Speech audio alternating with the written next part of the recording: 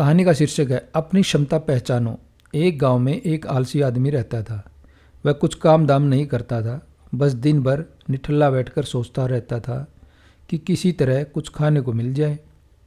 एक दिन वह यूं ही घूमते घूमते आम के एक बाग में पहुंच गया। वहां रसीले आमों से लदे कई पेड़ थे।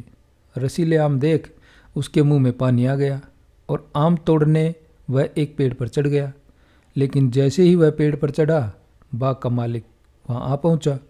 बाग के मालिक को देख आलसी आदमी डर गया और जैसे तैसे पेड़ से उतरकर वहां से भाग खड़ा हुआ। भागते भागते वह गांव में बाहर स्थित जंगल में जा पहुंचा। वह बुरी तरह से थक गया था, इसलिए एक पेड़ के नीचे बैठकर सुस्ताने लगा। तभी उसकी नज़र एक लोमड़ी पर पड़ी। उस लोमड़ी की एक टांग टूटी हुई थी और वह लंगड़ाकर चल रही थी। लोमड़ी को देख आलसी आदमी सोचने लगा कि ऐसी हालत में भी इस जंगली जानवरों से भरे जंगल में ये लोमड़ी कैसे बच गई, इसका अब तक शिकार कैसे नहीं हुआ। जिज्ञासा में वह एक पेड़ पर चढ़ गया और वहां बैठकर देखने लगा कि अब इस लोमड़ी के साथ आगे क्या होगा। कुछ ही पल बीते थे कि पूरा जंगल शेर की भयंकर दहाड़ से गूंज उठा, जिसे सुनकर सारे जानवर डरकर भागने लगे। लेकिन लोमड़ी अपनी टूटी टांग के साथ भाग नहीं सकती थी।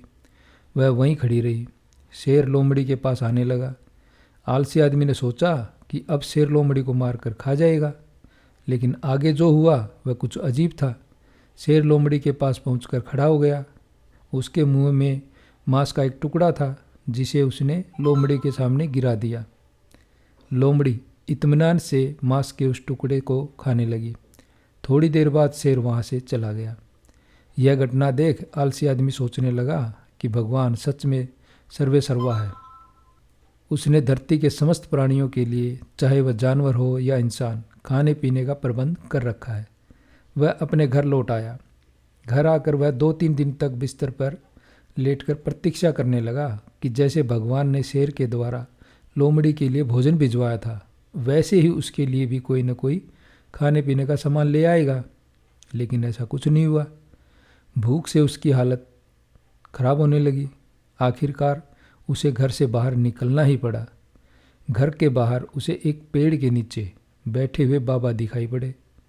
वह उनके पास गया और जंगल का सारा वृत्तांत सुनाते हुए वह बोला, बाबा जी, भगवान मेरे साथ ऐसा क्यों कर रहे हैं? उनके पास जानवरों के लिए भोजन का प्रबंध है, लेकिन इंसानों के लिए नहीं। बाबा जी ने उत्तर दिया, बेटा, ऐसी बात नहीं है। भगवान के पास सारे प्रबंध हैं, दूसरों की तरह तुम्हारे लिए भी। लेकिन बात यह है कि वे तुम्हें लोमड़ी नहीं, शेर बनाना चाहते हैं। हम सब के भीतर क्षमताओं का असीम भंडार है, बस अपनी अज्ञानतावश हम उन्हें पहचान नहीं पाते और स्वयं को कमतर समझकर दूसरों की सहायता की प्रतीक्षा करते रहते हैं। स्वयं की क्षमता पहचानिए, दूसरों की सहायता की प्रतीक्षा मत करिए। इतने सक्षम बनिए कि आप दूसरों की सहायता कर सकें।